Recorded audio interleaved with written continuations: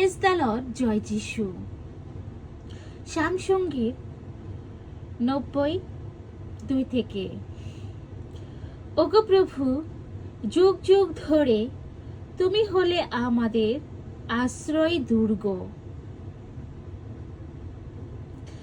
পাহাড় পর্বতের জন্মের আগে, পৃথিবী ও জগতের প্রসবের আগে, অনাদিকাল থেকে অনন্তকাল ধরে তুমি ঈশ্বর।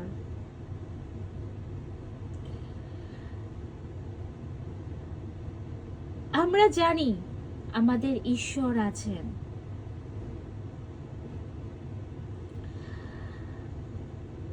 কিন্তু সেই ঈশ্বরের প্রতি কতজন আমরা ভরসা রাখতে পারি? প্রতিটা দিন চলে যাচ্ছে আমাদের জীবন থেকে, এই দিনগুলো কি আমরা গণি? ওগো প্রভু, যুগ যুগ ধরে তুমি হলে আমাদের আশ্রয় দুর্গ, কিন্তু এখন আমাদের আশ্রয় দুর্গ হয়ে গেছে এই জগতের সিস্টেমগুলো।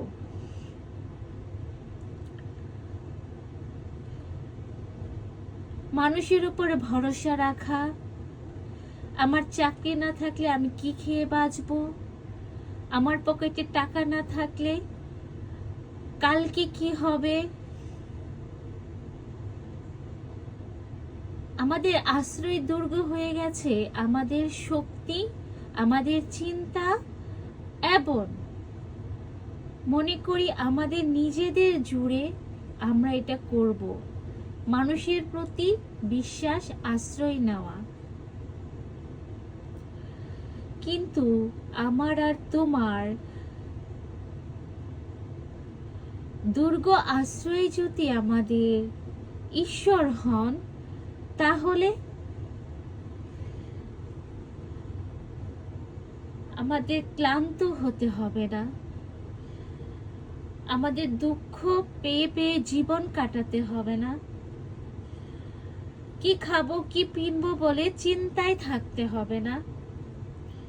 কারণ তোমার স্বর্গীয় পিতা তোমার জন্য সমস্ত কিছু পরিকল্পনা করিয়ে রেখেছেন। আজকে তুমি যদি তোমার চাকরি না থাকে, তুমি চিন্তিত হয়ে ডিপ্রেশনে চলে যাচ্ছ। আজকে তুমি ঘর ভাড়া দিতে পারছো না, তুমি ক্লান্ত। তোমার বিয়ে হচ্ছে না, সময় চলে যাচ্ছে, তা নিয়ে তুমি চিন্তিত। তোমার শরীরে অসুস্থতা, তুমি আর বহন করতে পারছো না, তা নিয়ে তোমার চিন্তিত। কেননা তুমি ঈশ্বরের সাথে যুক্ত থেকেও থাকতে পারছো না, সেটা নিয়েও তোমার ভিতরে বিচলিত এবং অস্থিরতা।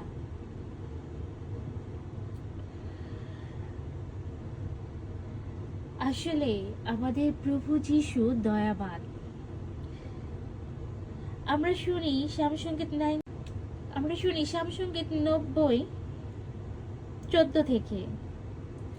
প্রভাতে তোমার কৃপায় আমাদের পরিতৃপ্ত করো, আর আমার সম্বন্ধে চিৎকার কর, আর আমরা সানন্দে চিৎকার করব, মেতে উঠব চিরদিন ধরে। যতদিন কৃষ্ট হয়েছি, যত বৎসর অমঙ্গল দেখেছি আমরা, ততদিন তুমি আমাদের করে তোলা আনন্দিত।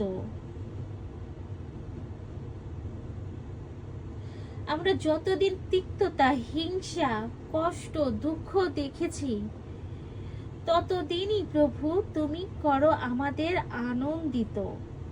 প্রকাশিত হোক তোমার কর্মকীর্তি তোমার দাসদের কাছে, তোমার মহিমা তাদের সন্তানদের কাছে।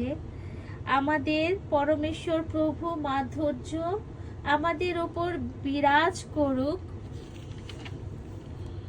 আমাদের জন্য সুস্থির করো আমাদের কাজ, সুস্থির করো আমাদের কাজ।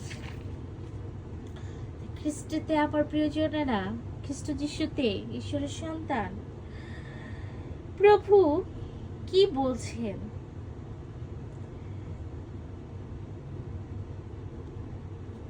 ঈশ্বর তোমাকে ভালোবাসেন। খুব সকালে উঠে যখন তুমি যাচনা করবে, তার কৃপায় সারাটা দিন তোমাকে রক্ষা করবে। প্রভাতে তোমার কৃপা আমাদের পরিতৃপ্ত করো।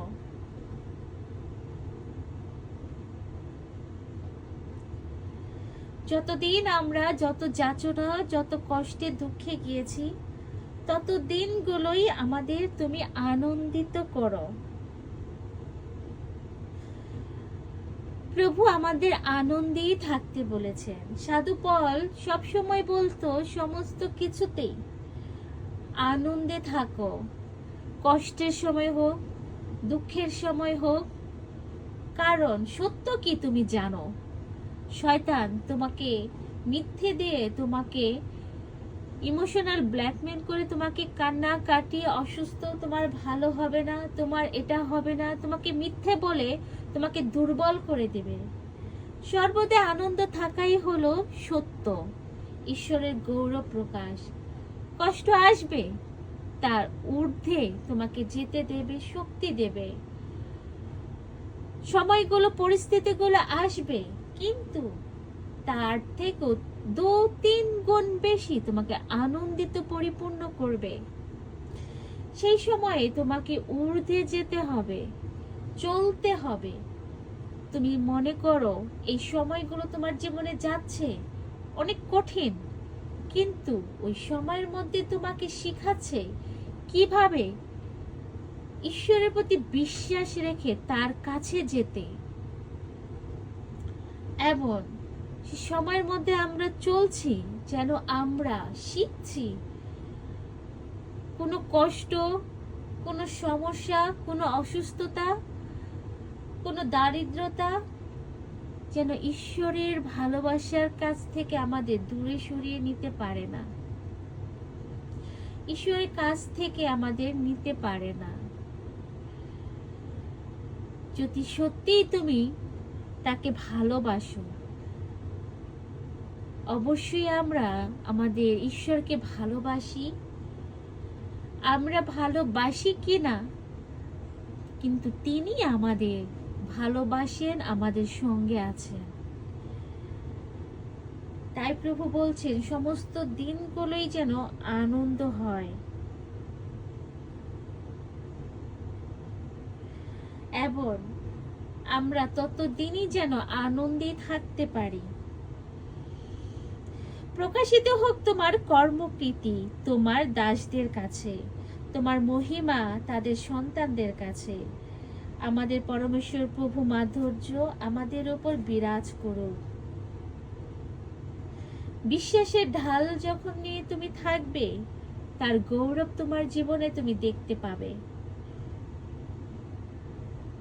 এবং তোমার সে অনুগ্রহ মহিমা তোমার সন্তান সন্ততির উপরেও চলে আসবে। তাই যতই বাতাস হোক, আমরা স্থির থাকব ঈশ্বরের প্রতি বিশ্বাস এবং ভালোবাসায়। আর তখনই তার মহিমা প্রকাশ হবে আমাদের মাঝে, দেখতে পাবো তার কৃপা, তার ভালোবাসা।